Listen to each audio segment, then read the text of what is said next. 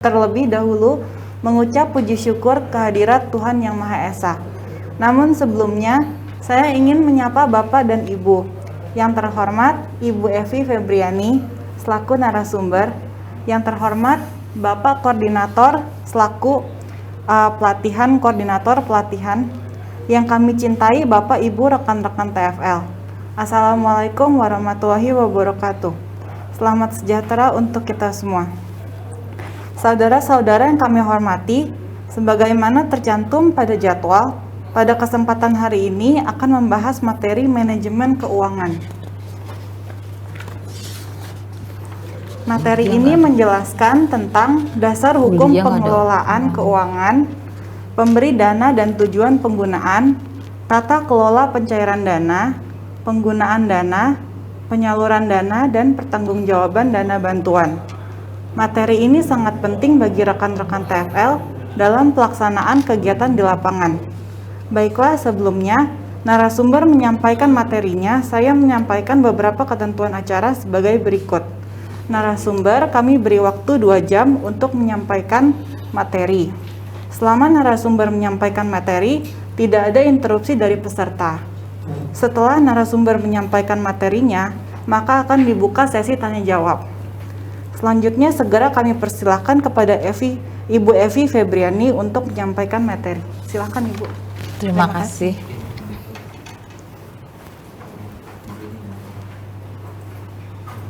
Oke, ya. Assalamualaikum warahmatullahi wabarakatuh.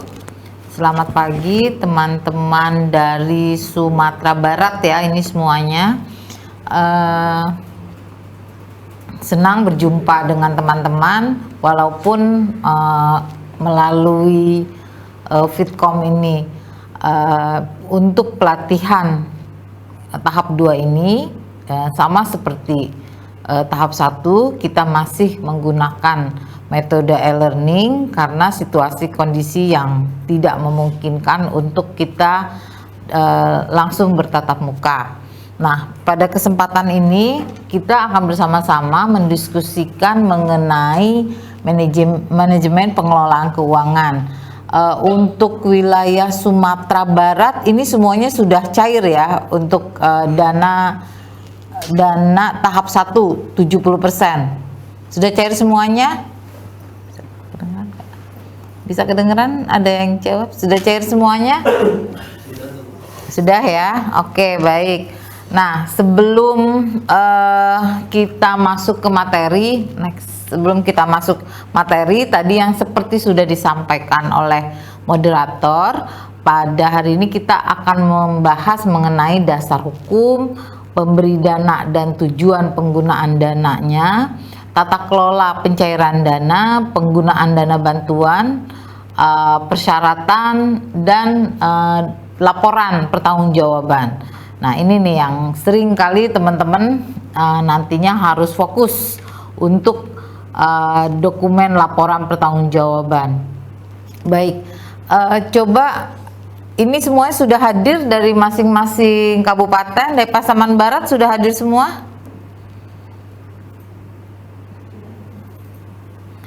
Pasaman Barat sudah hadir semua? Sudah, Bu. Sudah. Kalau dari Pasaman sudah hadir semua? Sudah, Bu. Sudah saya. Kabupaten Solok? Bu. Sudah ya. Oke, baik. Nah, untuk daerah Sumatera Barat ini cairnya baru 1 minggu yang lalu apa 2 minggu yang lalu ya? 2 minggu yang lalu, Bu. 2 minggu yang lalu. Nah, ini sudah mulai pekerjaan konstruksi belum di lapangan? Sudah, Bu. Sudah. Sudah, Bu. Lagi jalan, lagi proses. Sudah, Bu, lagi proses, Bu. Sedang proses ya. Harvest itu siapa? Harvest ya? Ada Harvest ya? Ya, Bu. Nah, oke. Jadi kita mulai saja. Jadi sebagai dasar hukum pelaksanaan program sanitasi pedesaan padat karya ini untuk pengelolaan keuangan itu kita berdasarkan ada 4 peraturan, yaitu Peraturan Menteri Keuangan Republik Indonesia. Teman-teman bisa baca di slide yang ditampilkan. Peraturan Menteri Pekerjaan Umum, Peraturan Pemerintah Republik Indonesia, Peraturan Presiden, dan yang terakhir adalah Surat Direktur Peraturan Perpajakan Direktorat Jenderal Pajak. Nah, ini yang menyatakan bahwa program sanitasi pedesaan padat karya ini tidak dikenakan pajak. Nanti teman-teman bisa baca selanjutnya. Nah, pemberi dana dan tujuan penggunaan. Nah, kalau seperti yang kita ketahui, sekarang Direktorat Pengembangan Penyehatan Lingkungan Pemukiman atau yang disebut PPLP namanya sudah berganti, namanya yaitu Direktorat Sanitasi. Nah, ini dana program sanitasi pedesaan padat karya ini bersumber dari APBN melalui Direktorat Sanitasi, Direktorat Jenderal Cipta Karya, Kementerian PUPR dalam bentuk uang tunai. Nah, coba saya tanya dulu nih, dari teman-teman 30 TFL yang ikut hari ini, siapa yang tahun lalu sudah ikut dalam kegiatan Sandes? Kalau dari Pasaman Barat, siapa saja nih yang sudah ikut?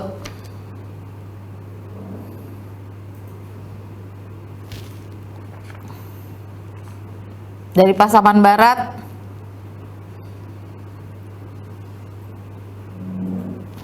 Nggak ada yang buka suara itunya ya, mute-nya.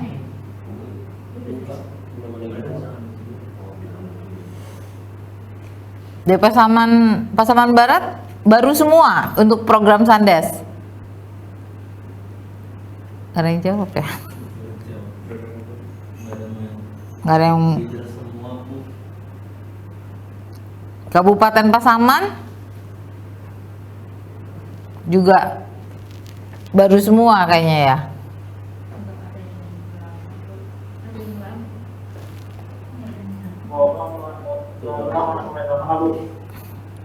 Ya, siapa ya?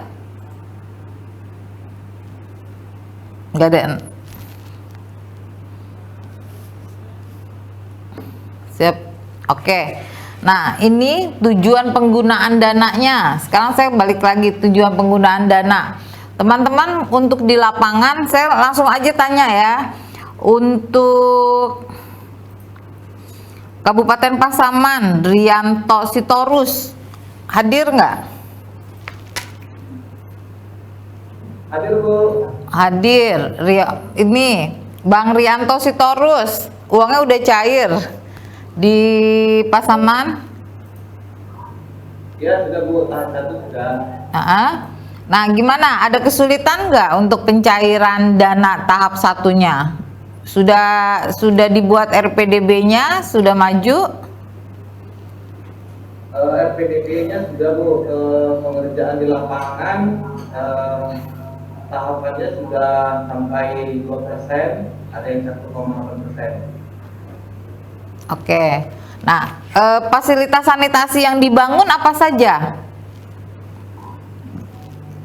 Ada pintu bilik, ada septic tank dan sapan, Bu. Individual semua? Atau ada komunal? Kebetulan individual semua, Bu. Berapa unit? Di dalam RAP ada 33, Bu. Cuman kami lagi mengusahakan supaya tetap target 35. 35 unit atau sudah mendapatkan penerima manfaat 35 KK? Ya, penerima manfaat yang di SKK itu ada 35 KK, Bu. Tetapi RAP kami hanya sampai 33 kemarin. Oh, yang unitnya, yang unit yang terbangunnya. 33 unit. Oke. Nah, jadi tujuan penggunaan dana ini untuk program sanitasi pedesaan padat karya itu ada yang disebut toilet individu. Toilet individu ini yang paket komplit kalau misalnya kita istilahkan. Jadi ada bangunan ruang toiletnya atau ruang jambannya, terus ada klosetnya harus yang layar angsa, terus ada tangki septik dan resapannya.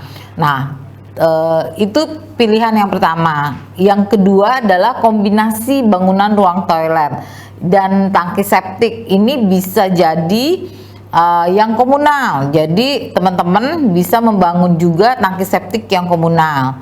Jadi bisa dari 5 rumah, 2 rumah, 3 rumah itu disambungkan ke tangki septik komunal dan dilengkapi dengan bidang resapan.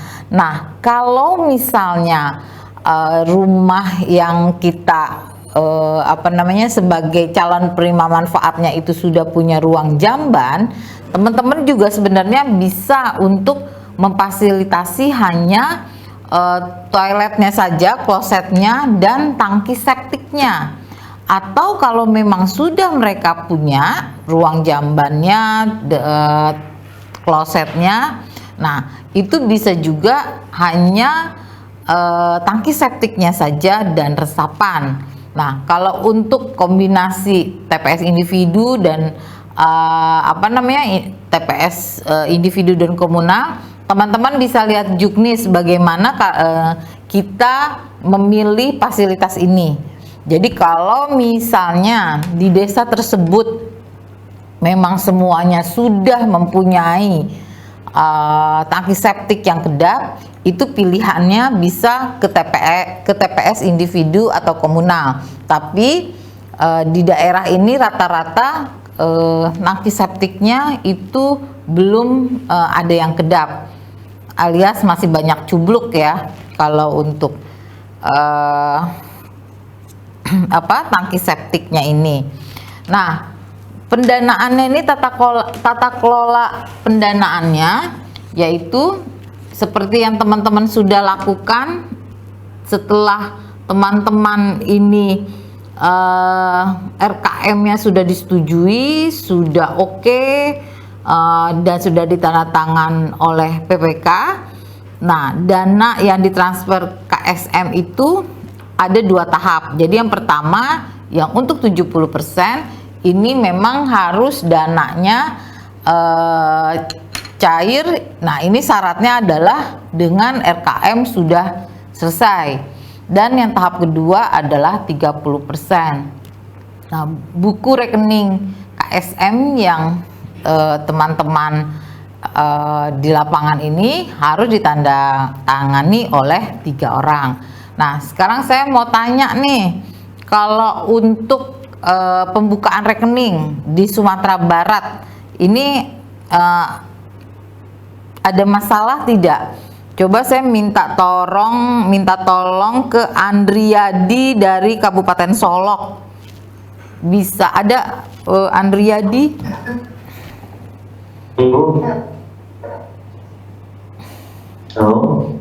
Halo, ya Andri.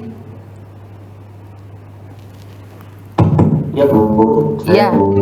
Andri, coba bisa diceritakan bagaimana pencairan di wilayah dampingannya?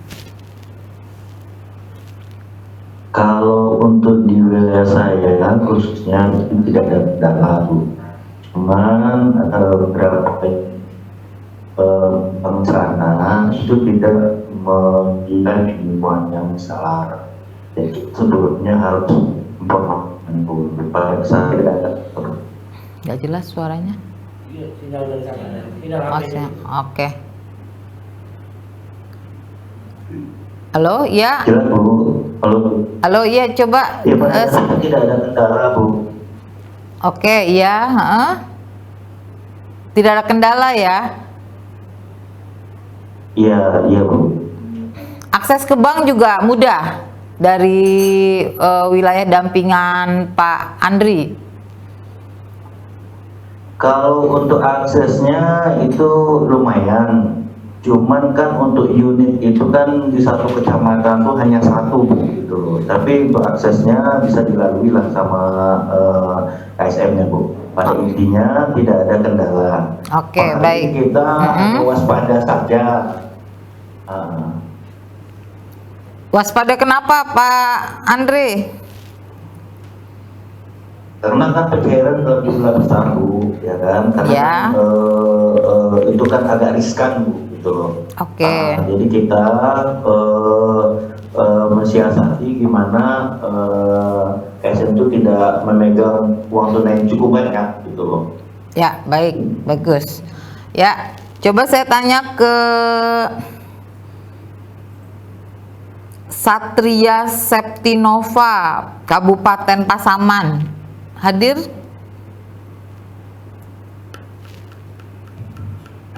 Hadir Bu.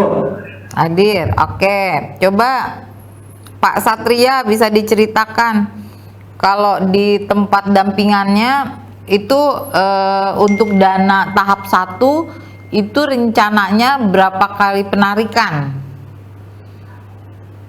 Kalau untuk dana tahap 1 rencana 3 kali penarikan Bu. 3 kali penarikan ya. Oke. Ya. Ada kesulitan nggak di lapangan untuk pencairan atau pembuatan rekening KSM? Kalau untuk pencairan sama pembuatan rekening KSM enggak Bu, lancar.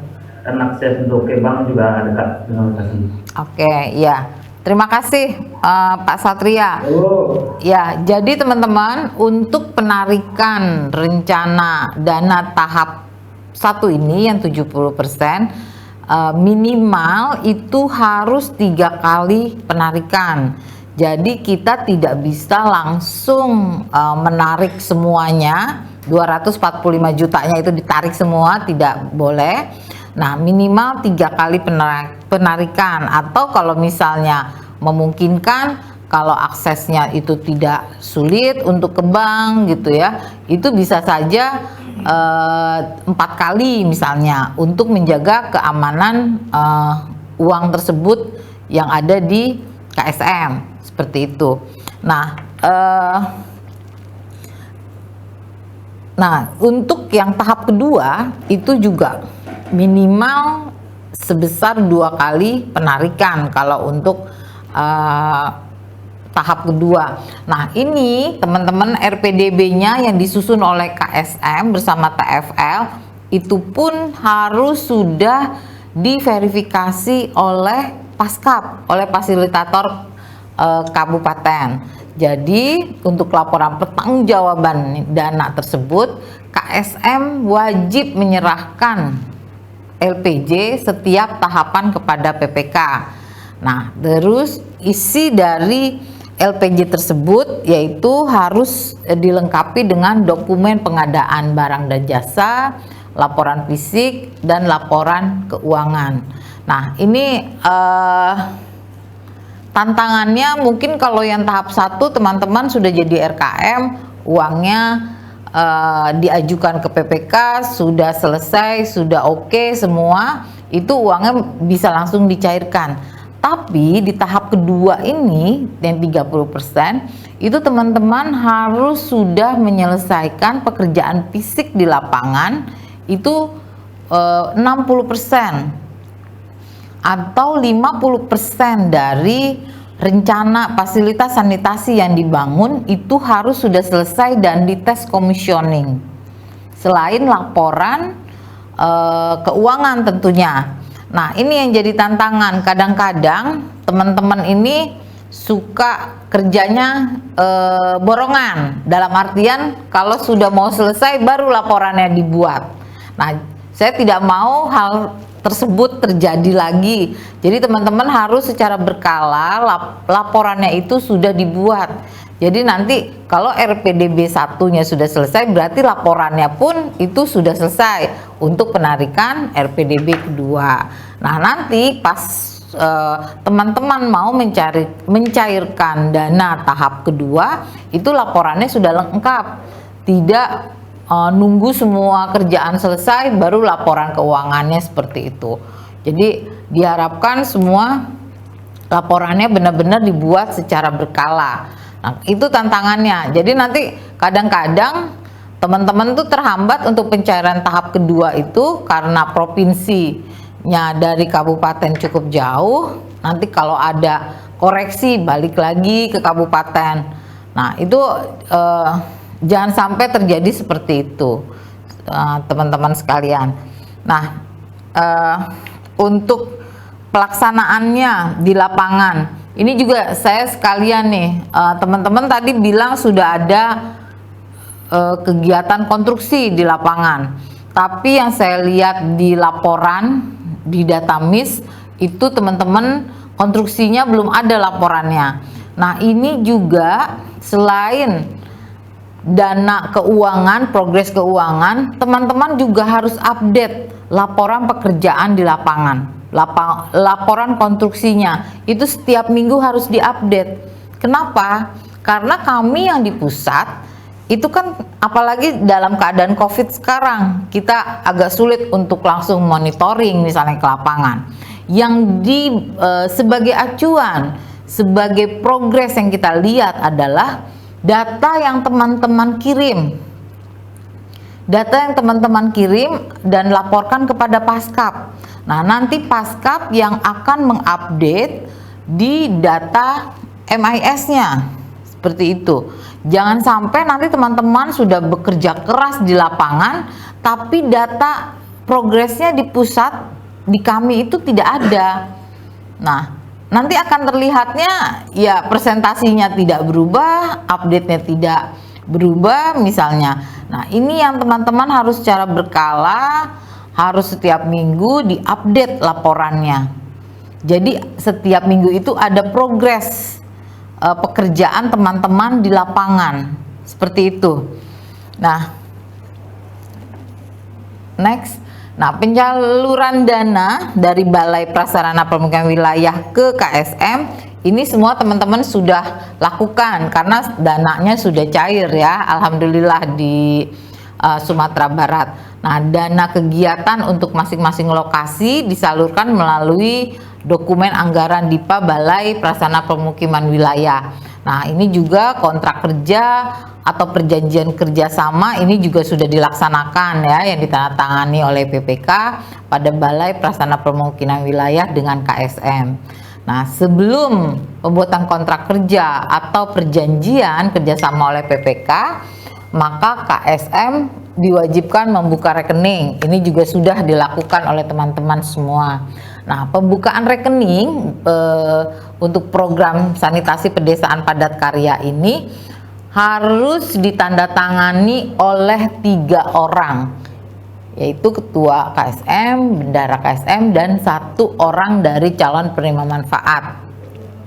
Nah, penyaluran dana KPPN ke rekening KSM dibagi menjadi 2 tahap yang tadi sudah dibahas.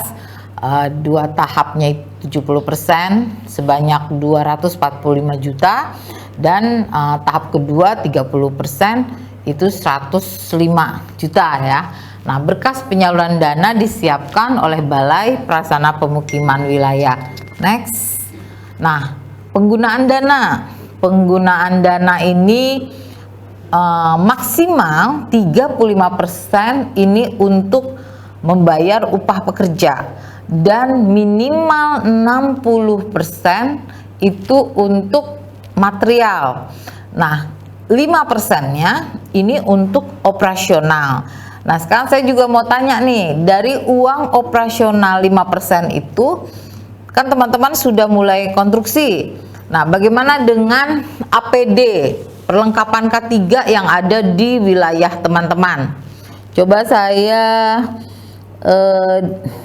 Welly Hendria dari Kabupaten Pasaman Barat bisa menceritakan di lapangan seperti apa untuk pekerja dengan APD-nya. Ya, silakan Pak Welly.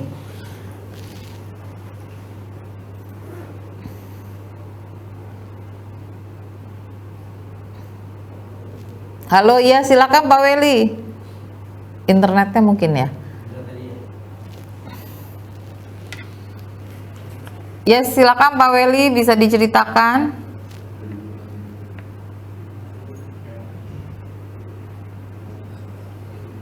Pak Welly, dengar suara saya? Dia kayaknya nggak bisa jawab apa. Koneksinya ya jelek ya. Oke, baik Pak Welly.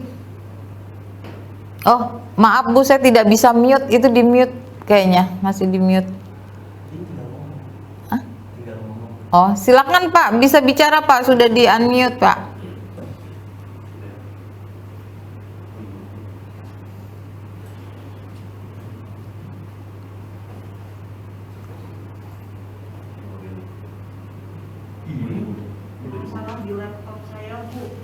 Oh, oke, baik. Kalau gitu saya minta dari Pasaman Mbak Asri Rahmat Ilahi, ada nggak?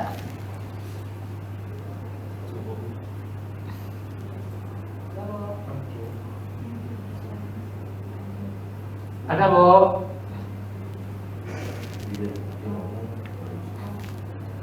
Ini Asri, oh iya silakan. Ya, Bu. Oh maaf, Mas ya, Bapak, iya maaf. Iya. Gak apa-apa, Bu. Ya silakan, bisa diceritakan di lapangan gimana untuk sudah mulai konstruksi belum? Kalau di lapangan lu ada konstruksi, kalau untuk kelengkapan K3 tuh kemarin tuh di kabupaten agak susah mencarinya Bu, sebetulnya helm, rompinya Bu. Kalau untuk masalah untuk COVID-nya sudah Bu, sudah masker udah dibeli, kelengkapan COVID, sabunnya udah Bu. Oke. Terus untuk helm sama sepatu boot gimana? Itu juga harus. Kemarin udah itu kan udah di dananya kan udah ada Bu. Untuk KSM susah untuk mencarinya baru Bu. Untuk di kabupaten agak susah tuh Bu mencari. Oke. Itu kabupaten lain mencarinya Bu. Ya, itu harus disediakan ya. Kita tidak mau nanti Ya, Bu. ada yang bekerja di program sanitasi pedesaan padat karya itu ada yang hal-hal yang kita tidak maui gitu, bisa ada kecelakaan dan lain-lain, kita jangan sampai seperti itu. Jadi teman-teman juga harus memperhatikan orang yang bekerja di lapangan ini harus safety, harus aman gitu ya. Terima kasih. Ya. Bang, dipanggilnya apa? Bang Asri, Bang Rahmat? Asri juga bisa. Oh gitu, ya makasih. Ya makasih. Ya, Bu, sama-sama kalau Ya, coba ini sama dari Solok Ella. Nah, Mbak Ella Nofrulianti.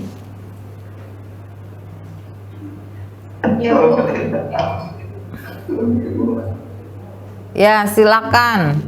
Ini Uni Ella, silakan dijelaskan di wilayah dampingannya bagaimana. Untuk Ella sendiri dampingannya di Kabupaten Solok, nagarinya Nagari Sulit Air. Untuk sejauh ini progres fisik sudah di angka 16,60% Bu. Dan perlengkapan COVID sudah disiapkan oleh KSM juga Bu di lokasi. Ya, sudah. Untuk K3 sudah semua. Terus helm, rompi, boot, sepatu boot, masker, tempat cuci tangan. Yang sanitizer-nya sudah juga. Gimana Bu? Hand sanitizer-nya sudah disediakan juga di lapangan. Ya, disediakan. Nanti kirim foto ya yang kerjanya di lapangan ke kami di pusat. Siap? Siap. Siap. Oke. Oke, terima kasih Mbak Ella. Nah, ini teman-teman dari uang yang disediakan sebesar 5% ini bisa dipergunakan teman-teman juga untuk transport untuk penyediaan dana ke bank. Jadi tidak ada alasan lagi bahwa KSM itu kesulitan dan lain-lain, karena dari dana operasional itu sudah mengcover, menutup untuk biaya transport untuk pencairan dana. Nah, yang harus teman-teman ingat juga, teman-teman TFL di lapangan, dari awal kegiatan kampanye PHBS ini harus sudah dimasukkan. Nah, saya nggak mau ngedenger lagi pas sudah mau akhir program tidak melaksanakan kegiatan kampanye PHBS karena sudah nggak punya uang. Nah, ini dari awal teman-teman sudah harus menyiapkan dana tersebut untuk kegiatan PHBS, ya. Seperti itu teman-teman ya. Jadi nanti tidak ada alasan tidak melakukan kegiatan PHBS lagi. Karena ini kalau untuk spanduk, poster untuk edukasi masyarakat itu kemarin sudah terima semua ya dari pusat. Ada yang belum terima yang dari pusat?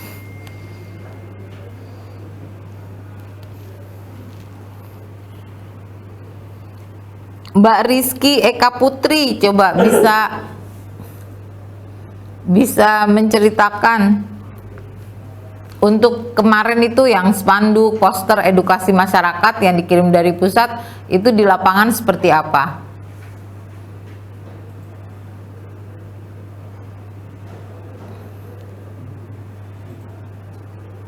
Ya, silakan. Masih unmute tuh, Mas.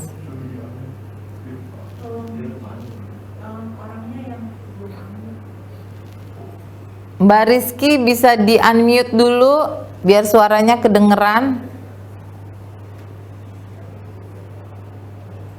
Nah, oke. Silakan. Masih di unmute ya? Belum kedengeran.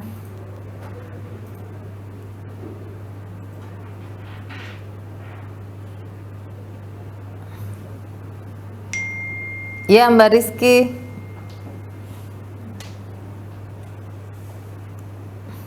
Nggak kedengeran ya?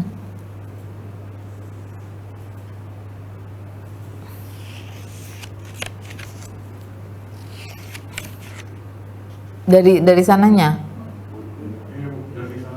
Dari sananya di unmute. Oke. Dari Pasaman sudah terima semua. Dari Pasaman, oke, sudah diterima masyarakat. Oke, makasih. Makasih Mbak Rizky untuk poster-poster tersebut sudah diterima dan mudah-mudahan teman-teman bisa menaruhnya di tempat-tempat yang strategis ya. Jadi masyarakat juga bisa melihat bahwa program kita ini dilakukan bersama-sama dengan masyarakat untuk mencegah atau mengurangi angka stunting yang ada di wilayah dampingan teman-teman. Dan jangan lupa teman-teman, pada saat COVID ini program sanitasi pedesaan padat karya adalah salah satu yang menjadi sementara untuk tenaga kerja untuk membantu masyarakat di pedesaan. Nah, sampai pembahasan ini ada yang mau ditanyakan, silakan.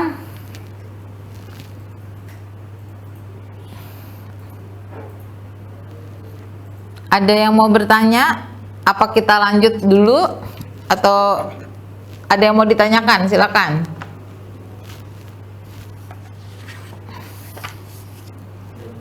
Ada, silakan. Selamat pagi, Bu. Selamat pagi. Dari siapa? Daerah dampingannya di mana? Tolong disampaikan. Assalamualaikum warahmatullahi wabarakatuh. Waalaikumsalam. Nama saya Edri, Bu. Teknik dari Kabupaten Solo. Ya. Sejauh ini tentang keuangan dan diskusi kita masih berjalan di lapangan.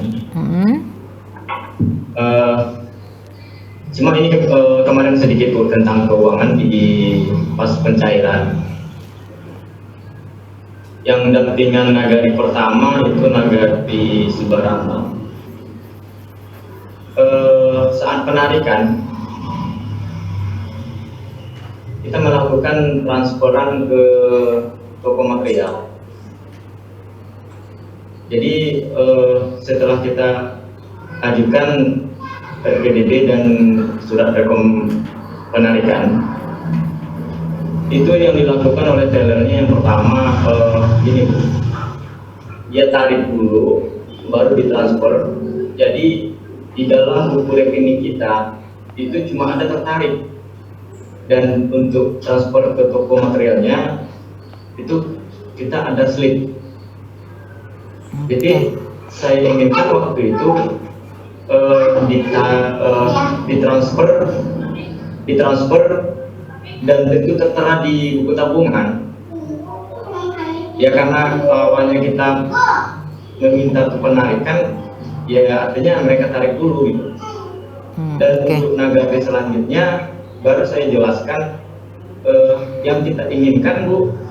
Saya ngomong ke teller gitu kan, yang kita inginkan tuh saat penarikan itu saat transfer ke toko material itu sangat tertera dengan penarikan selanjutnya. Misalkan penarikan kita itu 80 juta, misalkan kita transfer 60 juta ke toko material, dan sisanya kita untuk operasional. Kalau yang nagari pertama tidak muncul. Jadi yang nagari selanjutnya, yang nagari Katyalo, saya minta seperti itu. Akhirnya yang nagari Katyalo tertera transferan ke toko material, tertera di buku tabungan, dan penarikan kita juga tertera juga jadinya dengan artinya ada 2 kode. Saya ngomongnya gini Bu, kalau seandainya kita tarik dulu, itu artinya dalam pelaporan keuangan nanti itu artinya dana kita masuk ke buku kas dulu, baru kita transfer ke toko material. Betul. Kalau kita langsung itu artinya memang langsung dari pembukuan kita udah jelas, kita udah transfer dan penarikan gitu. Ini sedikit pengalaman di lapangan kemarin tentang keuangan. Oke, baik, terima kasih Edri Ilhadi. Ya, terima kasih Pak Edri. Nah, jadi ini pun teman-teman harus pastikan ya, untuk biaya transfer ke bank, untuk biaya yang ditarik itu sesuai dengan RPDB yang teman-teman buat bersama dengan KSM. Jadi semua harus ada buktinya, biar nanti kalau diadakan audit itu semuanya jelas peruntukannya buat apa, sesuai dengan RPDB yang teman-teman buat, seperti itu. Oke, ada lagi pertanyaan sebelum kita lanjut ke bahasan berikutnya? Halo. Ya, silakan. Halo. Halo, ya silakan. Ya Bu. Dari Selamat siang Bu. Siang, ya silakan Pak Agus. Halo Bu, dari Agus Fikar Bu, dari Pasaman Barat Bu. Ya silakan Pak Agus. Pemberdayaan ya. Masalah yang dana 5% ya Bu ya. Untuk penggunaannya yang di poin yang terakhir itu adalah transport untuk koordinasi di kabupaten dan di provinsi. Ya. Nah, sebelum RPDB, KSM kan melakukan PKS di Satgas dengan BPK. Ya. Nah, jadi untuk pelaporan keuangannya, apakah boleh dimasukkan transport KSM itu ke dalam pelaporan keuangan? Karena kami diarahkan tidak dibolehkan untuk dimasukkan dalam laporan keuangan karena itu sebelum uang cair. Sebelum RPDB. Iya, sebelum uang cair Bu. Betul. Ya. Jadi teman-teman, untuk program sanitasi pedesaan padat karya ini, teman-teman juga harus mengingatkan masyarakat bahwa program ini adalah untuk masyarakat, dan kita juga minta ada swadayanya dari masyarakat, baik in cash maupun in cash, misalnya seperti itu. Nah, jadi kalau uangnya seperti biaya transport ke provinsi ya, nah itu sebelum uang cair, alangkah baiknya memang menggunakan dana dari desa. Nah, untuk dari desa. Nah, jadi yang nanti di cover dari dana operasional 5% adalah setelah uang itu cair. Misalnya nanti ada pertemuan, ada koordinasi yang harus ke pusat ke provinsi. Nah, itu bisa menggunakan uang dari operasional. Dan untuk pencairan uang ke bank transport, nah itu juga bisa diambil dari biaya operasional. Dan jangan lupa teman-teman juga harus membuat kwitansi biaya tersebut kepada anggota KSM, ketua KSM atau bendara KSM untuk biaya perjalanannya, seperti itu. Jelas Pak Agus? Jelas Bu. Iya. Kita ada pertanyaan kedua, lebih singkat lagi Bu. Karena saya masih baru di program sanitasi pedesaan, untuk pengadaan misalnya printer Bu, apa dibolehkan apakah tidak? Pengadaan printer untuk di KSM. Bu. Oh, nah gini teman-teman, kalau di dalam pembuatan dokumen dan lain-lain itu bisa teman-teman ada biaya untuk cetak atau fotokopi, ya. Itu ada di poinnya pembuatan dokumen LPJ misalnya. KSM ada biaya cetak dan fotokopinya. Itu silakan bisa diambil untuk pembuatan dokumen tersebut. Begitu Pak. Tapi memang tidak tertera pembelian, tidak pembelian. Atau bisa Bapak berkoordinasi dengan Paskap. Coba dengan Paskap bagaimana? Apakah misalnya Paskap ada printer? Biasanya kan setiap wilayah ada basecamp nih. Semua udah punya basecamp belum Paskapnya? Sudah Bu. Sudah ada basecampnya kan? Nah itu biasanya bisa dilakukan di basecamp bersama-sama seperti itu. Begitu Pak Agus Pikar. Oke Bu, terima kasih Bu. Ya sama-sama. Halo ya Bu. Ya silakan. Ya Bu, siang Bu. Siang. Dari Pasaman Barat ya? Ya Bu, yang Rizal Bu. Ya silakan. Dari wilayah dampingannya mana? Iya Bu. Gini Bu, sekarang kan termin satunya 70% Bu ya. Ya. 70%, termin 2-nya 30%. Jadi untuk daerah damping kita Bu cukup tinggi juga deviasinya antara lokasi yang satu dengan lokasi yang dua Bu. Ya. Ini progresnya Bu. Ya, terus? Mau menanyakan Bu, apakah untuk termin 2 ini, apakah kita tunggu lokasi yang satu lagi baru kita termin tahap 2, atau bisa satu-satu KSM itu termin Bu? Ya, bagus pertanyaannya. Nah, kalau untuk ini jangan saling tunggu-tungguan. Jadi kalau misalnya satu lokasi sudah siap untuk termin kedua, nah ini langsung bisa diproses ya untuk di lapangan. Nanti kalau tunggu-tungguan atau misalnya lebih baiknya yang ketinggalan harus yang ngejar ke temennya yang lebih cepat. Jadi jangan tunggu-tungguan harus satu kabupaten bareng-bareng 10 lokasi gitu. Nah kalau misalnya siapnya baru 5 lokasi dulu untuk pencairan termin kedua, itu silakan langsung yang 5 lokasi tersebut yang lebih cepat untuk mencairkan dananya. Seperti itu Pak Yandrizal. Maksudnya gini Bu, CV-nya gini Bu, kita kan ada 2 lokasi dampingan Bu. Betul.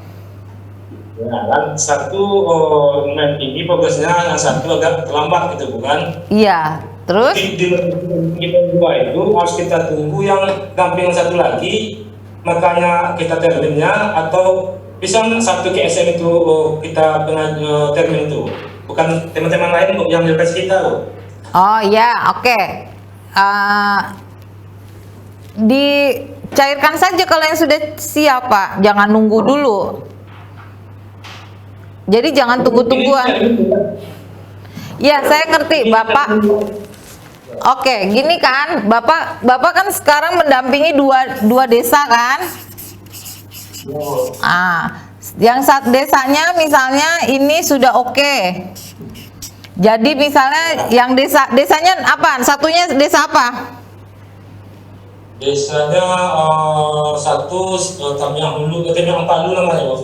Apa? Tamiang Ampalu. Tamiang? Ampalu. Tamiang apa? Tamiang Ampalu. Ampalu. Pampalung. Tamiang Ampalu. Ampalung. Oke.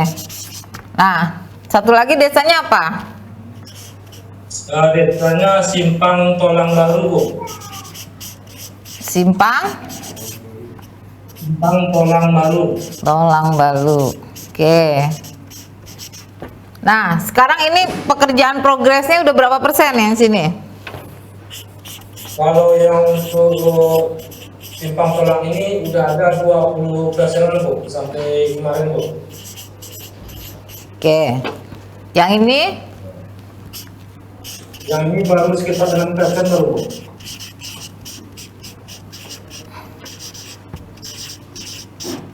Nah, oke. Jadi kalau yang dua desa dampingannya Pak Yandes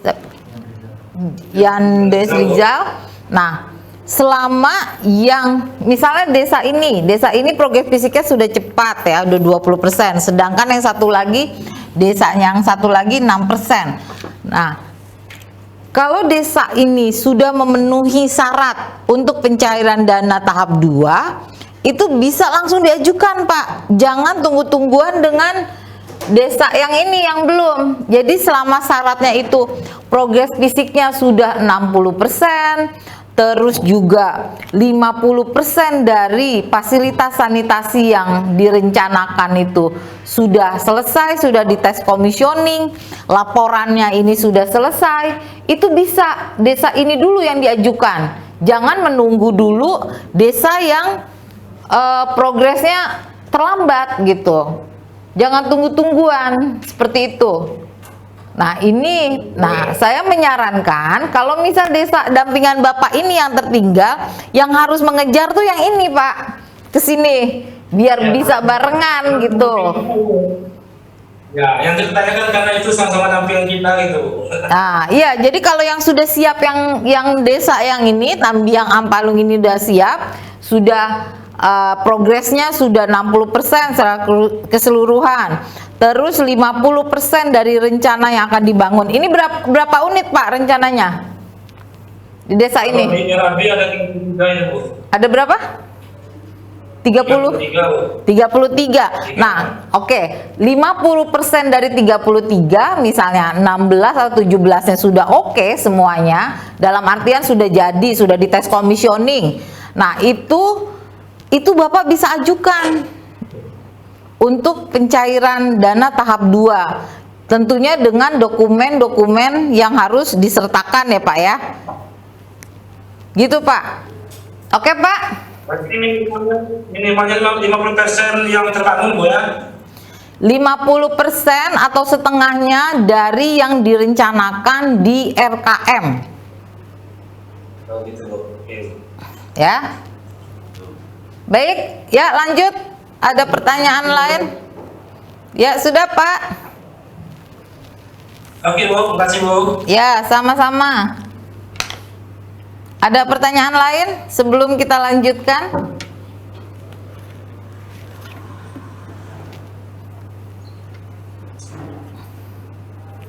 Tidak ada pertanyaan lagi? Oke.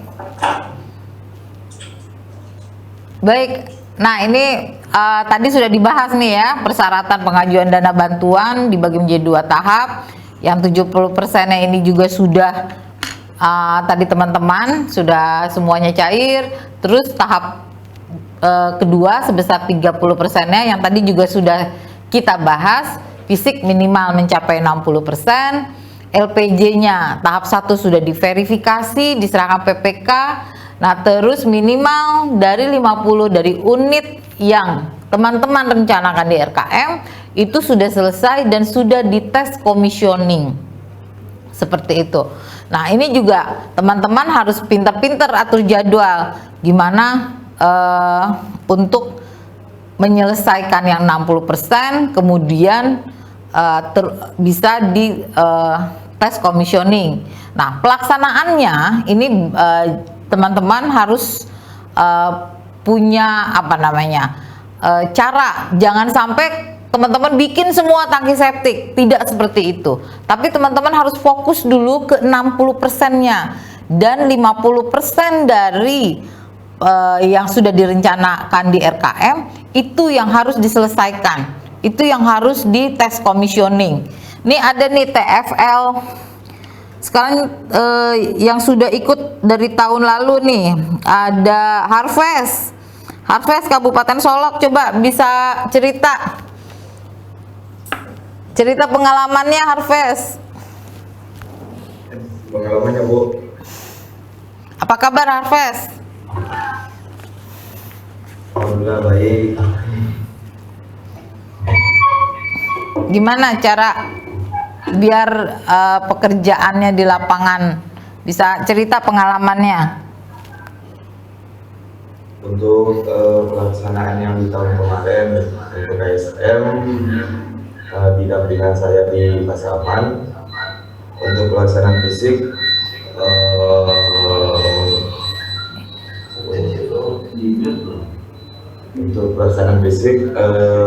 di lapangan KSM minimal untuk mempekerjakan 5 tim Bu.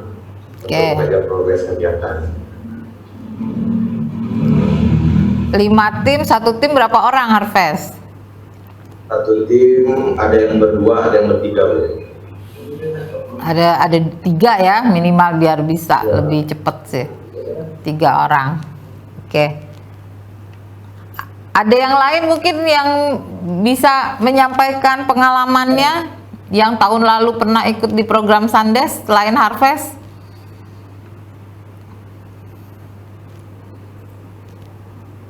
Ayo silakan.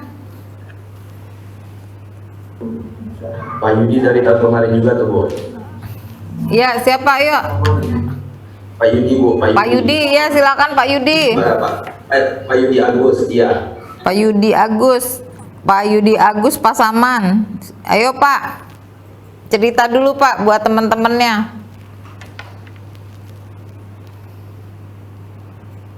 Silakan Pak Yudi.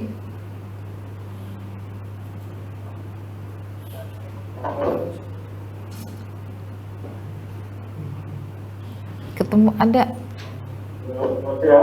Ya silakan Pak Yudi.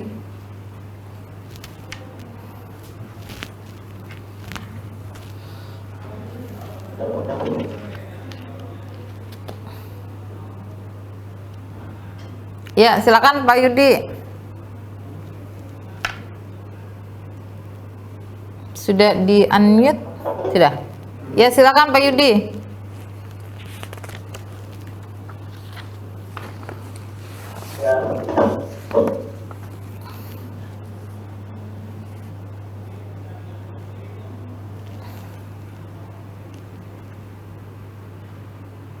Ya silakan Pak Yudi.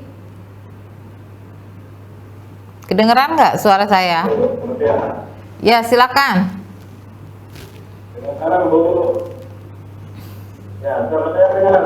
Kedengeran Pak. Silakan Pak. Mungkin sedikit teman-teman yang punya di tahun kemarin kita negara dampingan itu negara yang terjauh di Batam, Bu.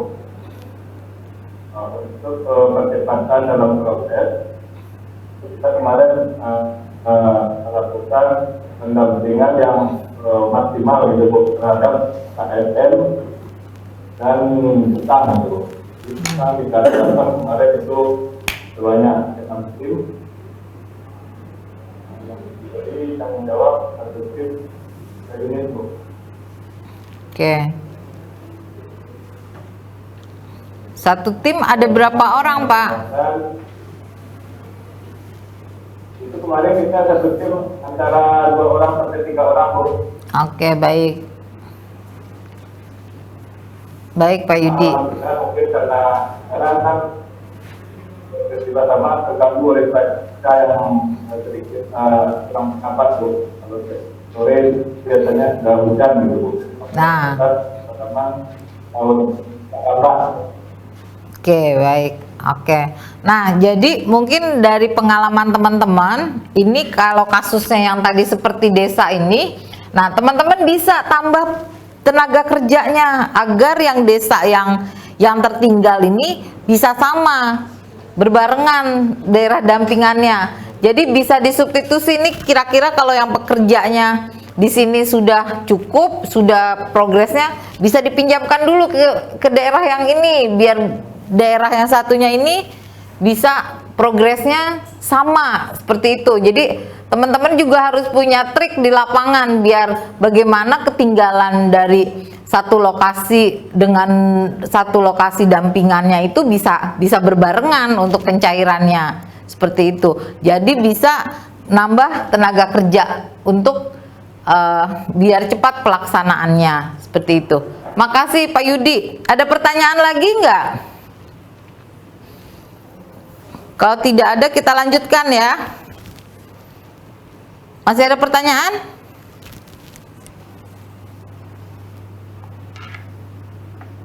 Oke, kalau tidak ada pertanyaan, ini juga tadi sudah kita bahas mengenai RPD, rencana penggunaan dana.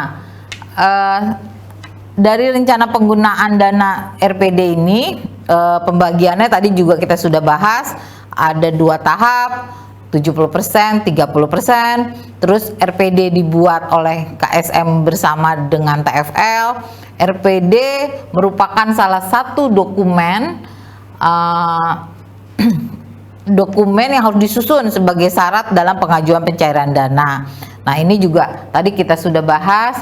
Nah, RPDB-nya sendiri merupakan pemilahan besaran dana dari rencana penggunaan dana. Jadi setelah RPD yang teman-teman buat, itu harus dibuat lagi RPDB-nya menjadi yang tadi misalnya minimal penarikan 3 kali. Nah, itu harus dibuat. Nah, dana yang ada ini juga RPDB sama sebelum KSM menarik dana ini harus diverifikasi oleh Paskap. Nah, RPDB jumlahnya sesuai dengan termin penarikan dana ke bank. Nah, ini untuk penggunaan materai teman-teman juga sudah paham untuk peraturan pemerintah Republik Indonesia nomor 24 tahun 2000 tentang perubahan tarif biaya materai dan besaran batas penggunaan harga nominal yang dikenakan biaya materai. Seperti itu. Nah, sebelum lanjut ke kelengkapan dokumen, saya mau tanya nih, teman-teman untuk pekerja di lapangan bagaimana? Apakah dibuat absennya atau bagaimana? Untuk pencairan nanti pembayarannya itu seperti apa? Coba saya minta ke Pak Sutrisna dari Pasaman, bisa cerita Pak? Ya Bu. Ya, Pak Sutrisna, silakan cerita. Untuk di lapangannya sekarang sudah konstruksi, sudah mulai konstruksi. Udah mulai konstruksi, Pak. Nah, itu untuk absen dan untuk rencana pencairan pembayarannya bagaimana di wilayah Bapak? Bapak maaf, perkenalkan dulu, mungkin teman-teman juga belum kenal nih wilayah dampingan Bapak di mana? Baiklah, saya ini Bu wilayah dampingannya di Kabupaten Pasaman. Desanya desa apa? Nagari ya kalau di sana ya? Iya, Nagari, lokasi dampingan Nagari Panti sama Rau. Iya, oke. Terus? Tolong taruh, ya, jadi untuk masalah ininya, memang kita menerapkan sistem HLK sih Bu. Jadi memang kita melakukan asistensi pekerja, dan itu tentunya kita hitung sesuai dengan berapa upah pekerja dan juga tukang di masing-masing wilayah negara. Nah, baru. Nah, jadi per minggu kita akumulasi berapa, tapi tetap sesuai dengan biayanya memang sesuai dengan misalkan sudah yang kita anggarkan di HG. Ya, yang nerima kerja kalau dikasih uang tanda tangan nggak nih? Ya wajib Bu, harus tanda tangan Bu. Ya betul, ya oke. Nah, tapi tanda tangannya nggak boleh sama semua ya, harus satu orang. Ini soalnya suka ada nih tanda tangannya sama semua, yang nerima uangnya 10 orang, yang tanda tangannya 1 orang ya, nggak bisa gitu ya? Enggak. Ya, kalau kita punya seperti ini, kita memang benar-benar mengharapkan partisipasi anggota KSM benar-benar maksimal, sampai yang ada tim khususnya juga untuk meminta tanda tangan para pekerja. Jadi memang yang kita dapatkan itu adalah kegiatan otentik yang dari para pekerja sana. Oke, ya oke. Terima kasih Pak Sutrisna. Nah ini coba Pak pembeda ya, Gus Speaker sudah. Ketiko Bu. Ulia Ulfa Pasaman.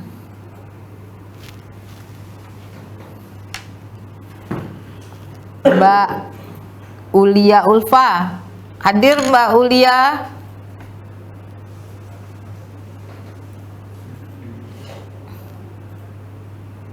Ya, silakan. Uni ini Mbak ya, Uni. Silakan ceritakan di wilayah dampingannya seperti apa. Perkenalin diri dulu, di unmute dulu ininya, nggak kedengeran. Sudah, oke.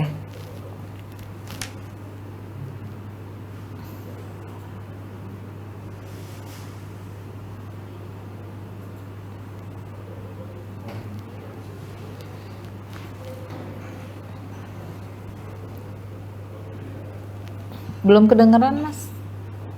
Belum ngomong. Oke. Ya silakan.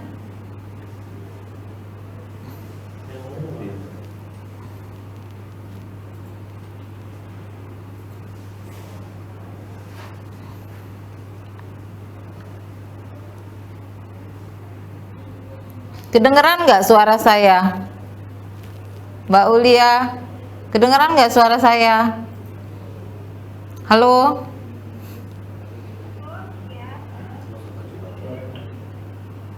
Kedengeran nggak?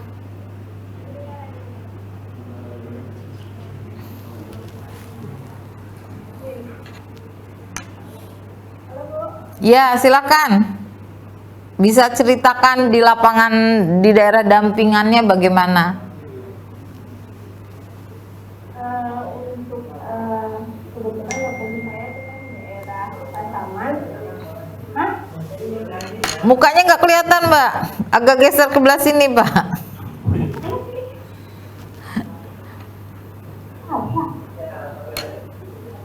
Halo Bu. Ya, silakan Mbak. Untuk lokasi dampingan saya itu di lokasi di daerah Pasaman ya Bu ya. Jorong Ladang Panjang. Jorong Kampung Bajai Nagari Ladang Panjang. Dan satu lagi untuk lokasi Jorong Binjai Nagari Binjai. Oke. Alhamdulillah untuk masalah pengontrolan pekerja dan tenaga kerja itu kita menggunakan daftar upah gitu ya, daftar HUK gitu ya. Jadi di situ tadi di dalam dokumen berkas itu nanti ada jelas tertera berapa hari orang kerjanya, terus berapa upah yang sudah kita sepakati. Jadi nampak dalam hitungan minggu itu berapa besarnya anggaran dana yang kita keluarkan untuk biaya upah. Oke, sistemnya apa? Di checklist atau tanda tangan atau bagaimana? Setiap hadirnya? Jadi pokoknya kalau untuk satu hari kerja itu kita buat angka satu gitu ya Bu ya.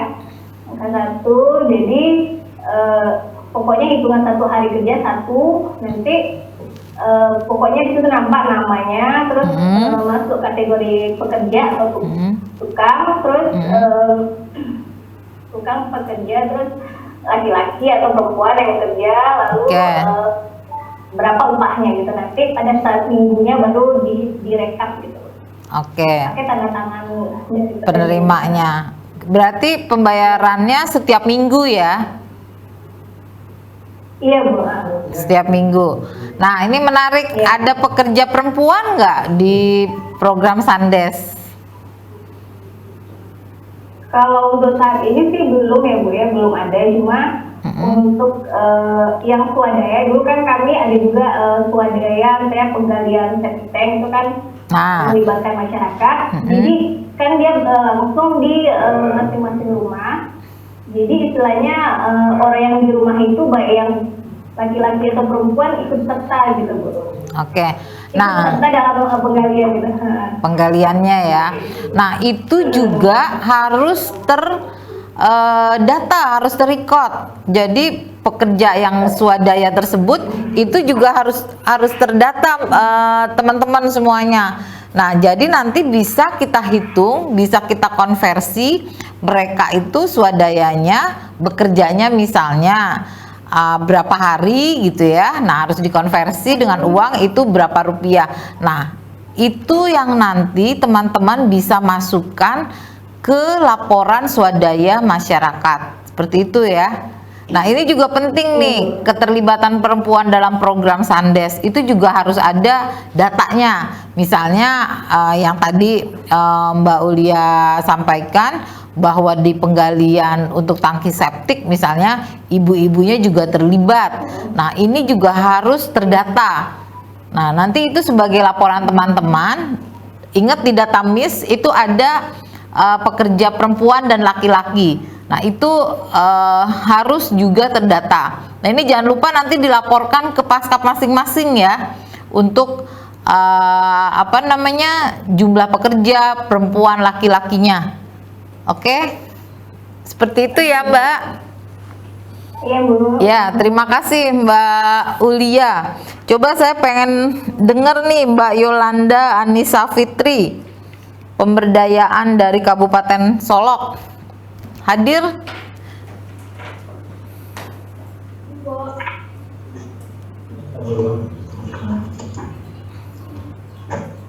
Ayo silakan. Ya silakan. Perkenalkan dulu daerah dampingannya di mana, terus bisa cerita di lapangan seperti apa. Silakan. Sebelumnya nama saya Yolanda Anissa Fitri, daerah damping di Nagari Katialo sama Nagari Sibarambang Bu, di Kecamatan 10 Kota di Atas di Kabupaten Solok. Ya. Untuk sistem pembayaran upah di Nagari dampingan saya sendiri itu pembayarannya itu sekali per minggu Bu. Jadi untuk ada catatan daftar upah sama pekerjaannya juga. Nanti kami bayar upah itu di setiap hari Jumat. Setiap hari Jumat. Setiap hari Jumat tuh berarti hari Jumatnya libur kerja atau bagaimana? Karena biasanya kan kalau daerah Sumatera Barat biasanya suka ada yang Jumat libur ya, karena sholat Jumat atau gimana Mbak? ini Bu, di lokasi mereka itu kayak hari kayak pasarnya gitu Bu. Jadi orang-orang itu berbelanja untuk kebutuhannya sehari-hari gitu. Jadi mereka minta penerbangan itu setiap hari Jumat. Baik, oke. Ada keterlibatan perempuan di pekerjaan di lapangan? Ya sebagiannya udah ada Bu, mungkin untuk pekerjaan ringan aja, untuk misalnya seperti membantu, kan ada kepala yang suaminya itu sebagai tukang, mereka bantu yang istrinya ini bantu ngangkat-ngangkat pasir pakai ember gitu Bu. Oke, baik. Nah, itu juga yang pekerja perempuan juga harus terdata ya. Nanti bisa dilaporkan di data MIS teman-teman untuk keterlibatan perempuan dalam program sanitasi pedesaan padat karya. Oke, terima kasih Mbak Yolanda. Nah, kita lanjut. Ini mungkin teman-teman sudah sangat akrab dengan kelengkapan dokumen laporan pertanggungjawaban. Bisa ditampilkan coba Mbak? Kelengkapan dokumen yang ada di, nah ini untuk kelengkapan dokumennya, untuk isi laporan pertanggungjawaban LPJ-nya. Slide sebelumnya yang LPJ sebagai salah satu pengawasan dan pengendalian pelaksanaan kegiatan, terus laporan pertanggungjawaban dibuat oleh KSM bersama TFL. Laporan pertanggungjawaban dibuat setiap tahap. Jadi ini LPJ tahap 1 dan tahap 2. LPJ disampaikan ke PPK sebagai pengajuan tahap pencairan dana dan setelah pekerjaan fisik selesai.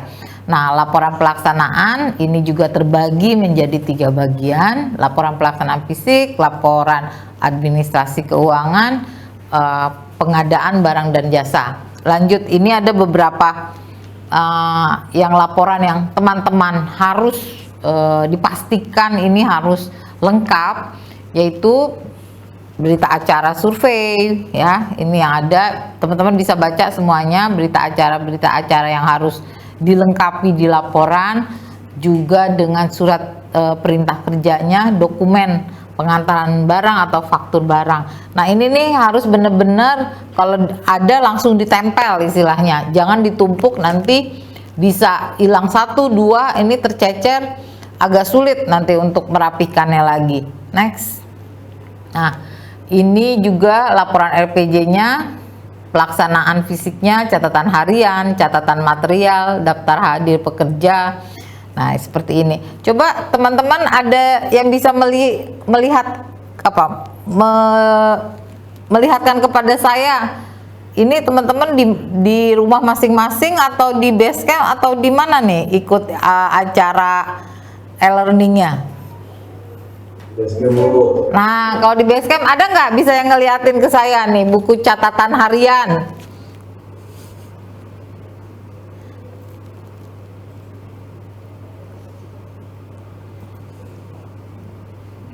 Catatan harian progres Bu. Ya, coba ada nggak yang bisa dilihatkan ke saya? Tinggal di lapangan dulu. Oh, ada di lapangan. Oke, semuanya ada di lapangan ya. Nah, ini nih satu lagi yang penting, dokumentasi kemajuan fisik. Ini teman-teman juga untuk pengambilan gambar dari 0%, 50, 100 setiap unit fasilitas sanitasi yang dibangun. Ini sudah berkurang dibanding tahun-tahun sebelumnya yang ada 0, 25, 50, 75, 100% yang untuk diupload di MIS. Nah, ini udah berkurang nih. Jadi 0, 50, 100% bangunan. Tapi teman-teman, kalau untuk laporan ke PPK, ada beberapa PPK yang meminta itu progres fisiknya jadi 0, 25, 50, 75, 100. Nah, itu silakan dipenuhi karena ini permintaan PPK untuk pencairan dana tahap 2. Tapi untuk pelaporan teman-teman di data MIS itu cukup 0, 50, 100%, seperti itu. Ya, lanjut. Next.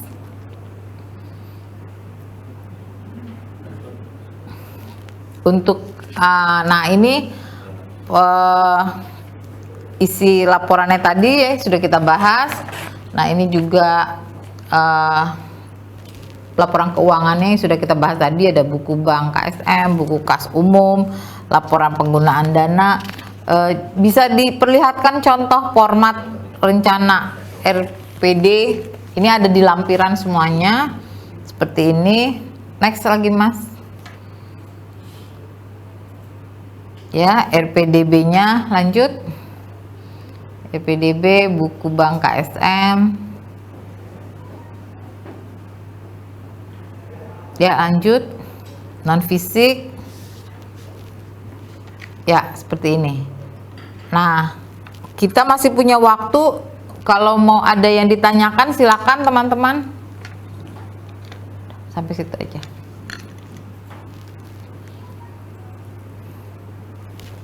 Ada pertanyaan? Apa sudah mengerti semua? Sudah jelas?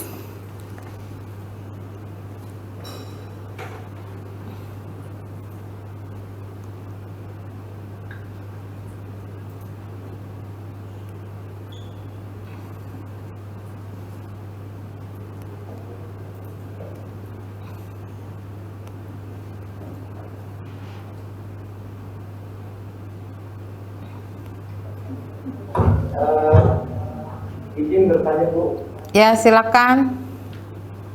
Ya, saya konsultan dari Pasaman. Ya, Pak Rianto. Saya ingin bertanya mengenai buku apa namanya, buku daya. Ya. Kan kesepakatan di Nagari masing-masing itu di itemnya ada beberapa item-item kegiatan pengembangan tingkat material yang diberdayakan. Oke. Nah, artinya misalkan seperti galian, ada kayakan fondasi ada beberapa, ada nagari yang bersedia berswadaya. Nah, misalkan kita sudah memasukkannya di buku swadaya. Nah, nanti total nilai rupiah yang ada di swadaya itu apakah kita memasukkannya di buku kas umum sebagai apa? Oke. Ya. Atau di buku bank bagaimana sebagai apakah karena dia kan sebagai pemasukan jadinya gitu,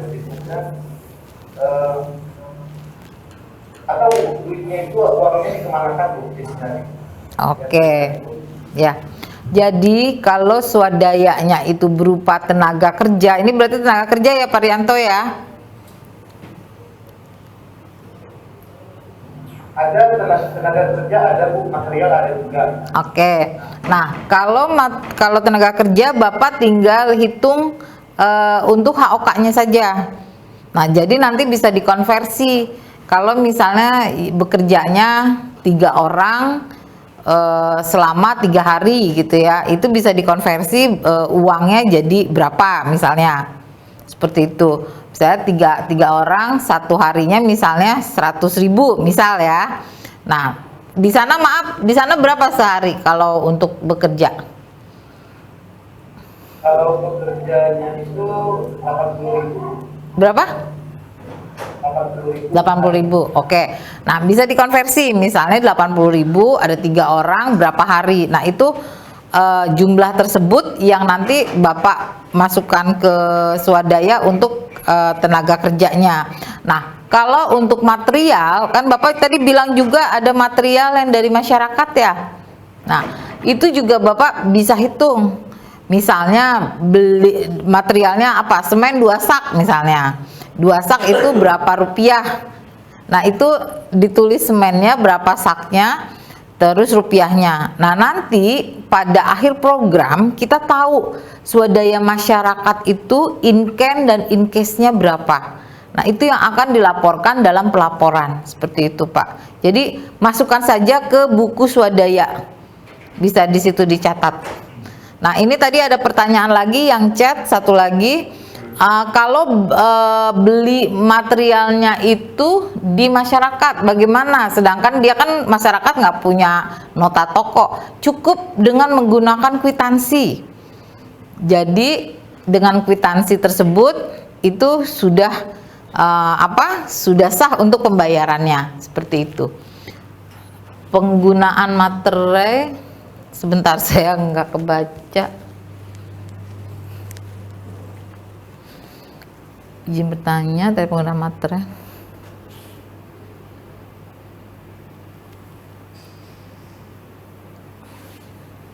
Oke.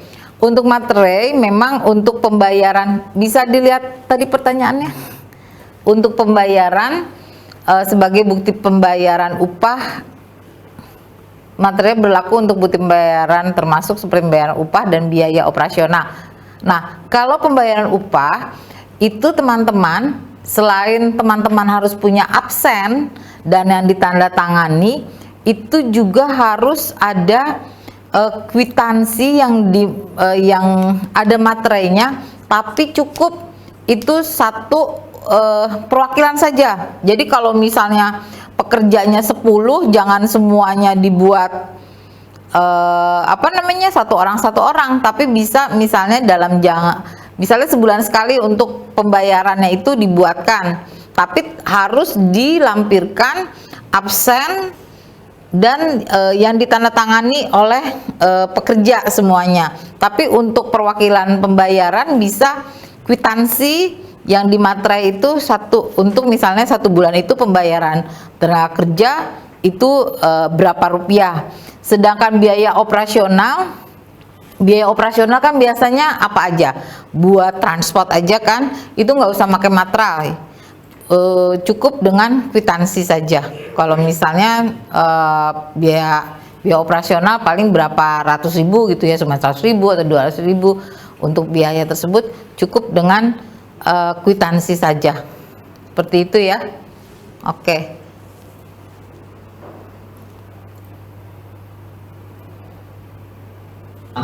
Nah, iya betul. Boleh nanya, Bu? Ya, silakan. Berarti pembayaran upah secara keseluruhan per minggu, ya bisa seperti itu. Tapi yang jelas harus ada dokumen terlampir yang orangnya siapa saja, harus ada tanda tangan berapa orang dia kerja perharinya, itu harus ada istilahnya logbook untuk dia bekerjanya dan ditandatanganin. Seperti itu. Karena memang di Juknis Sandes ini kita tidak mengatur masalah pembayaran upah harus di checklist, tanda tangan dan lain-lain. Tapi teman-teman itu bisa koordinasi dengan masing-masing paskap biar ada keseragaman di masing-masing wilayahnya ya.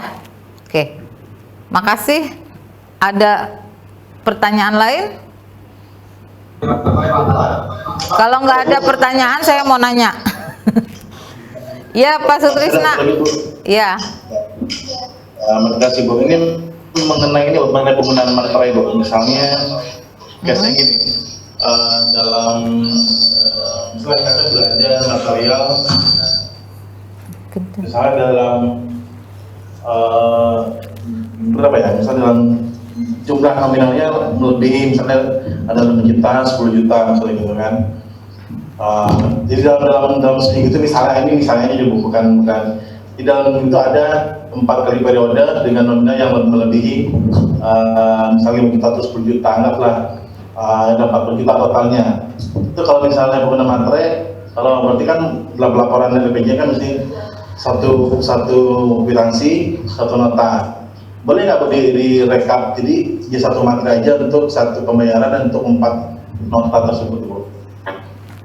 Itu pembelanjaannya kan misalnya per minggu, ya dibuat aja per minggu, jangan disatukan sampai banyak dulu. Jadi tetap harus secara berkala gitu, jangan ditumpuk dulu sampai berapa baru dibuat, jangan seperti itu juga gitu. Jadi pembelanjaannya memang harus apa yang dibelanja minggu ini harus tertulis, terdaftar semuanya. Seperti itu, jangan ditumpuk dulu nunggu sampai 50 juta gitu baru dibuat. Nah, enggak seperti itu. Iya, Mbak. Nah, soalnya kadang kan misalnya karakter untuk belanja masing-masing negara kan beda-beda. Ya. Kan ini kan kalau kondisi seperti itu. Kalau memang kita pengen yang lebih simpel aja kan. Ya, betul. Ya. Intinya pokoknya kalau bisa lebih mudah, jangan dipersulit gitu aja. Kalau misalnya teman-teman belanja yang mudah dapat di wilayah masing-masing, itu misalnya beli pasir misalnya ke masyarakat, ya sudah kita memperdayakan masyarakat, cukup beli pasir di masyarakat misalnya, cukup dengan kwitansi seperti itu ya. Oke, ini mungkin saya juga sekalian kalau tidak ada pertanyaan lagi, kebetulan saya sekarang ditugaskan di Direktorat Sanitasi yang mengawal untuk program sanitasi pedesaan padat karya. Saya sekarang sekalian nih, kalau teman-teman tidak ada pertanyaan lagi, saya mau tanya kendala teman-teman di lapangan selama baru berapa bulan pelaksanaan ini, kira-kira apa? Mungkin dari Kabupaten Solok ada yang mau disampaikan nggak? Ada kendala yang berarti nggak? Apa teman-teman sudah bisa mencari solusinya gitu?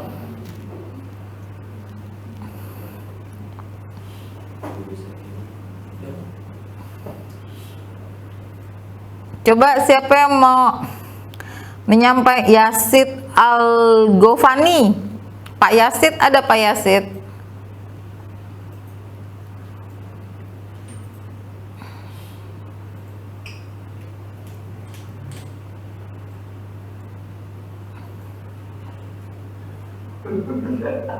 Hadir, Bu. Ya, ada nggak kendala di lapangan?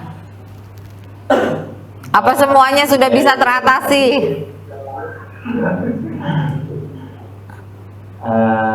Di bidang teknik. Jadi di lokasi saya kendalanya misalnya hujan, Bu. Cuaca yang nggak mendukung. Jadi pengaruh dengan progres, Bu. Itu aja kendalanya. Oke. Ada penasehatnya ya di sampingnya ya? Ada terkendala dengan progres. Iya. Nah, ini kalau teman tim tuh, Bu. Teman tim, Bu. Oh, teman tim. Oke, baik. Ya, nah ini terkendala dengan cuaca ya, iklim dan lain-lain. Nah, ini teman-teman juga harus bisa mensiasati. Jadi kalau sudah mau musim hujan, mungkin teman-teman harus cepat, kerjanya harus gercep nih. Kalau perlu tambah yang kerja misalnya, jangan sampai nanti pas sedang bikin tangki septik ngebeton musim hujan agak sulit gitu. Jadi harus cepet-cepet juga dilaksanakan biar time schedule yang teman-teman buat itu benar-benar dapat terlaksana dengan baik seperti itu. Jadi cuman kalau material dan lain-lain nggak ada masalah ya.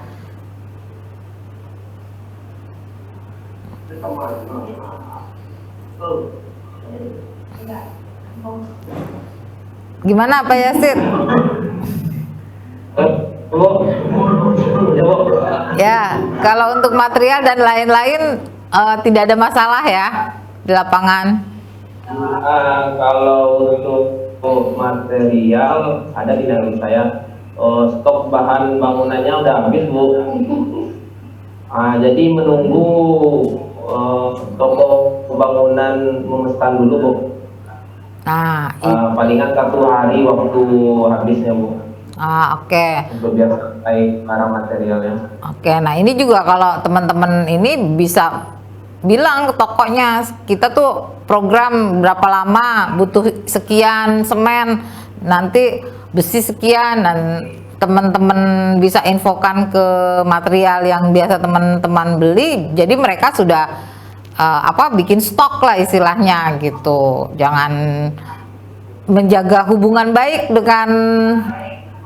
dengan si toko material gitu ya.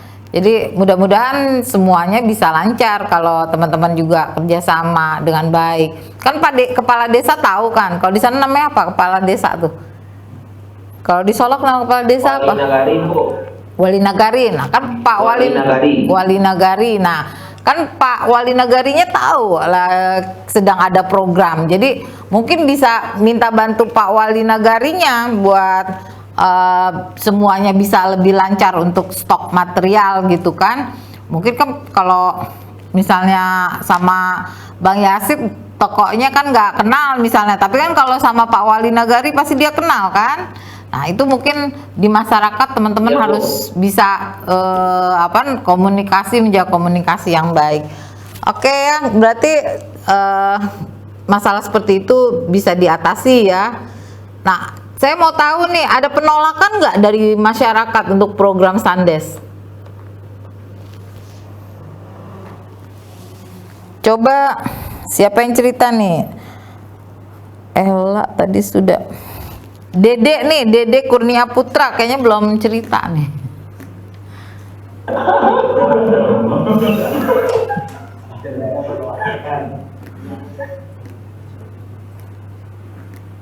Gimana?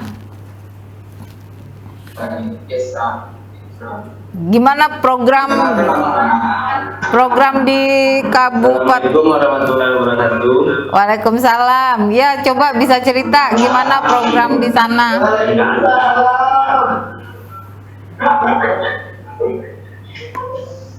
Perkenalkan, nama saya Dede Kurnia Putra. Ya. Daerah dampingan saya Nagari Bukit Bais dan Nagari Limolonggo. Oke.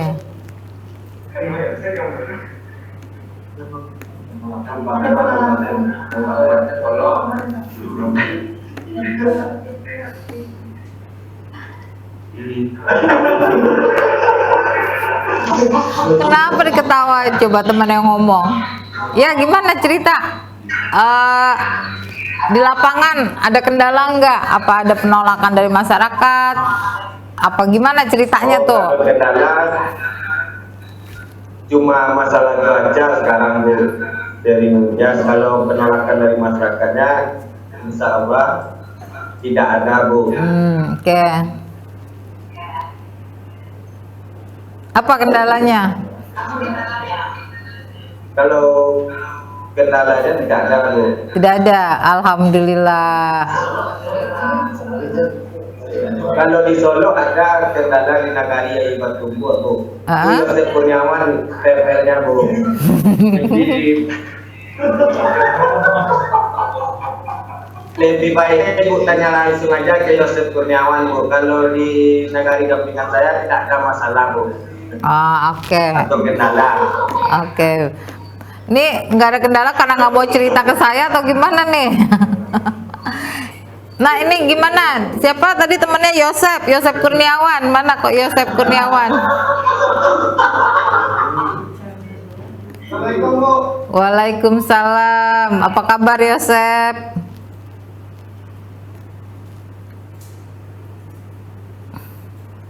Halo?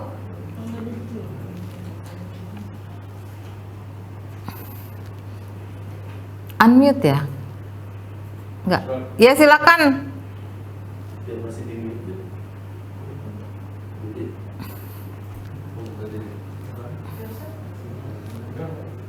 Sudah silakan.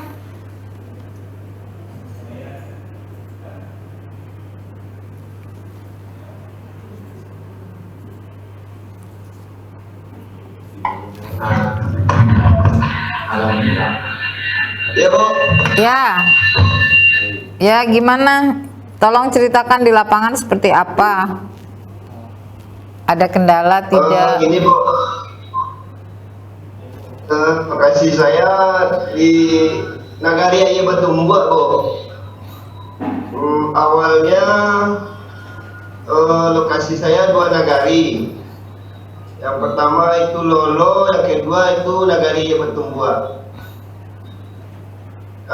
Di Batumbuh yang pertama itu ada kendala, pihak nagarinya tidak siap untuk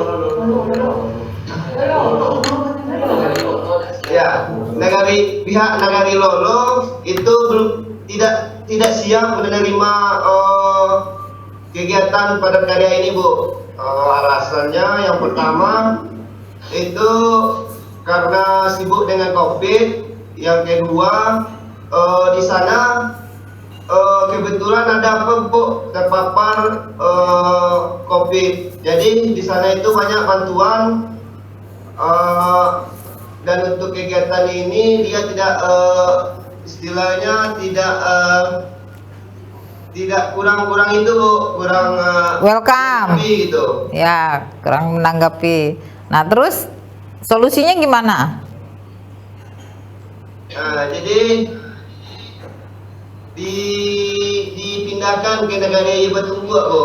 Oke. Jadi di negara Yebetumbuak itu ada 2 kegiatan di sana Bu. Oke. Ya. Ya. Jadi ada 2 KSM ya di Nagari apa? Ada 2 KSM ya. Ya.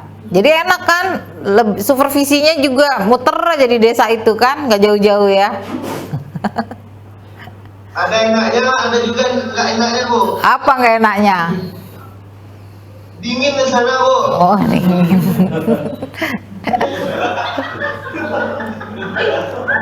Oke, baik, terima kasih Yosep.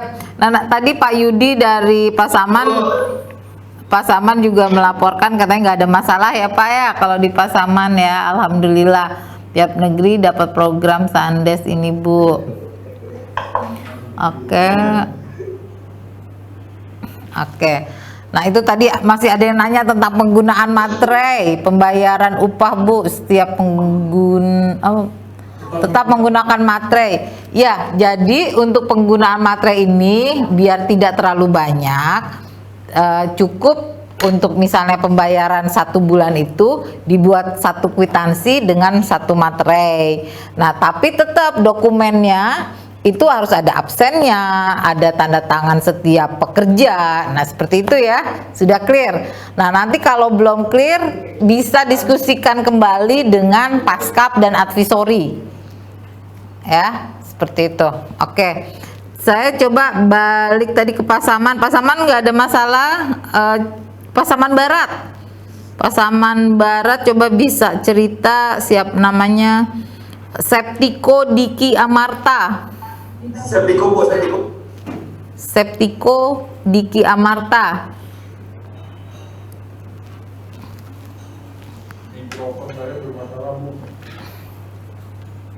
Oh, mikrofonnya bermasalah. Oke, temennya aja Rivel Solihin.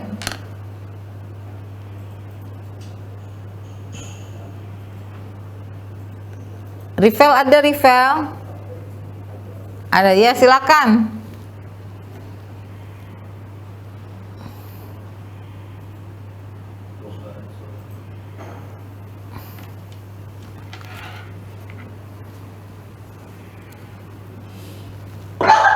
Bro, mengecil bro.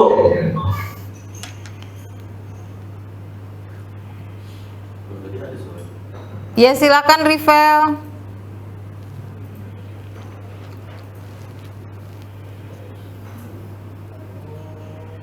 Terbangis, permasalahannya permasalahan plastik. Coba dari awal perkenalkan daerah dampingannya di mana Rivel, tadi nggak kedengeran saya, maaf. Perkenalkan Bu, saya Rivel Solihin, daerah dampingan Air Bangis. Ya, terus? Kalau untuk permasalahan Bu, di Air Bangis ini kan daerahnya landai Bu, dan drainasnya agak kurang. Sedangkan sekarang musim hujan, jadi di sana itu daerahnya rawan banjir Bu. Oke. Tapi untuk sampai sekarang masih bisa diatasi. Kalau intensitas hujannya lebih tinggi, kita bisa untuk pengerjaan kemungkinan di stop sampai banjirnya berkurang Bu. Kalau intensitas hujannya tinggi. Kalau sekarang masih bisa masih aman Bu. Gitu. Oke. Biasanya kalau informasi dari masyarakat di desa itu musim hujan tertinggi di bulan apa? Nah, ini juga teman-teman harus bisa mensiasati pekerjaan di lapangan nih untuk pekerjaannya, jangan sampai nanti pas konstruksi, pas tingkat intensitas hujannya tinggi seperti itu. Kalau info dari masyarakat, bulan Agustus sudah masuk musim penghujan, Bu. Udah mulai intensitas hujannya udah tinggi. Oke, berarti 2 minggu terakhir ini harus benar-benar dikejar untuk progres fisiknya ya. Iya, untuk 2 minggu ini kita ngejar coram septic tank, resapan sama pondasi, Bu. Oke, baik. Ya, terima kasih Rivel Solihin. Ya, pasangannya Rivel siapa? TFL Teknik. Pemberdayaannya pasangannya siapa? Agus Fikar, Bu. Oh, Agus Fikar. Cowok sama cowok ya?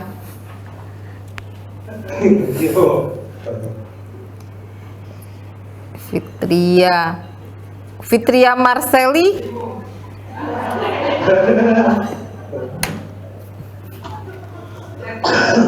Fitria Marseli yang mana nih? Coba bisa cerita. Adik, Bu. Ya, silakan.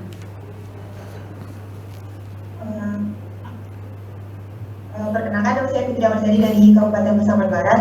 Untuk lokasi dampingan, insya Allah sampai sekarang tidak ada masalah yang signifikan, Bu. Amin, alhamdulillah. Sampai selesai ya, mudah-mudahan nggak ada masalah ya. Ya, Bu. Ya, terus apa? Gimana? Bisa cerita? Gimana sekarang pekerjaan di lapangannya? Pasangannya Fitria sama siapa, Fitria? Aidir Arif Lubis, Bu. Oh, Aidir Arif Lubis yang pemberdayaan ya, Mbak Fitria, tekniknya ya. Iya, Bu. Coba mana yang Aidir Arif Lubisnya? Bisa cerita? Hadir, Bu. Cek. Oh ya, silakan. Yang pemberdayaan mungkin nih yang banyak punya cerita di lapangan. Assalamualaikum warahmatullahi wabarakatuh. Waalaikumsalam. Perkenalkan, nama saya Aidir Arif Lubis, asal dari Pasaman Barat, lokasi dampingan Nagari Sungai Aur dan Nagari Rapi Jonggor. Jadi kalau untuk sampai saat ini, Bu, mungkin masalahnya belum ada kan, Bu.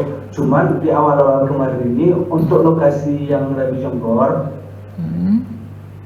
untuk tukangnya, Bu, tukang di sana kan minim. Oke. Kan untuk progres Harus cepat. Jadi solusinya kami tuh senantiasa untuk mencoba mendatangkan tukang dari luar gitu. Oke. Dari luar daerah. Oke. Dapat tukangnya? Terus alhamdulillah dapat, Bu. Alhamdulillah. Berarti sekarang masalahnya sudah sudah ada solusinya ya. Udah nggak jadi masalah lagi. Oke. Ini berdua berpasangan, hati-hati ya, jangan kemana berdua terus nih. Cewek-cewek nih.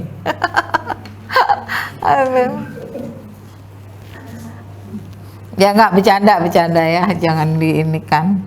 Oke, masih ada yang mau disampaikan?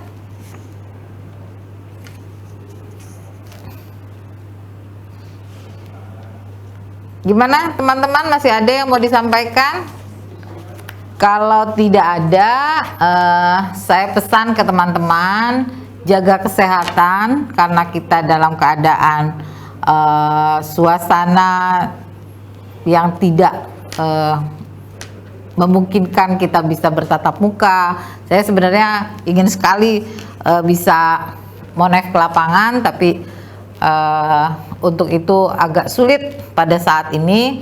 Saya mohon kepada teman-teman tetap semangat dalam program sanitasi pedesaan padat karya. Teman-teman adalah orang yang terpilih untuk menjalani amanah untuk program sanitasi pedesaan padat karya ini. Mudah-mudahan kita bisa bersama-sama memberikan yang terbaik buat negara kita tercinta ini. Tetap jaga kesehatan, tetap semangat. Saya mohon maaf bila ada hal-hal yang kurang berkenan untuk teman-teman. Sekali lagi mohon maaf. Wabillahi taufiq wal hidayah. Wassalamualaikum warahmatullahi wabarakatuh. Mudah-mudahan bisa ketemu ya. Waalaikumsalam warahmatullahi wabarakatuh.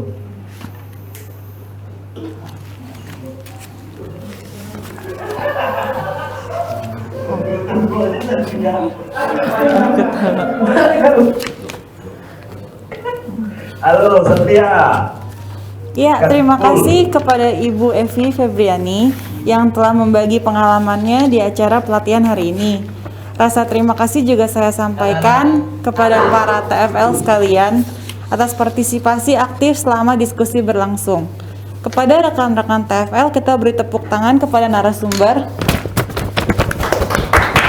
Terima kasih.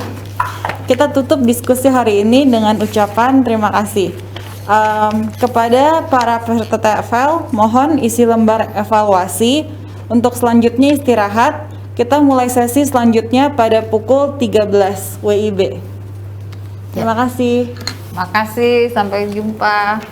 Itu ada yang diisi nggak? Oh, sebentar, tanya dulu ya. Ada yang perlu diisi nggak sama narasumbernya? Hah? Nggak ada. Oh, nggak ada Ibu. Nggak ada Bu Agnes. Ada data yang diisi nggak kayak kemarin? Kenapa? Nggak ada.